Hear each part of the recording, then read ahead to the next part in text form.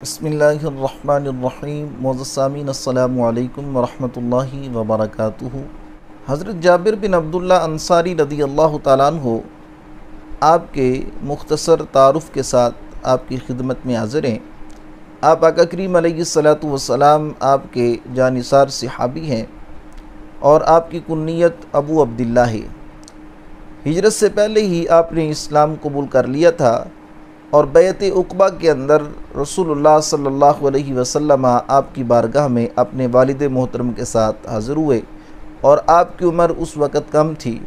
और आप इसे सही मुस्लिम के अंदर ये रिवायत मनक़ूल है कि आप बयान फरमाते हैं कि मैं रसूलुल्लाह सल्लल्लाहु अलैहि वसल्लम आपके हमरा 19 ग़ज़वात के अंदर शामिल हुआ, लेकिन ग़ज़वा बदर और ग़ज़वा उहद के अंदर शामिल ना हो सका क्योंकि मेरे वालिद मोहतरम ने मेरी कम उम्री की बिना पर मुझको वहाँ पर जाने से मना कर दिया।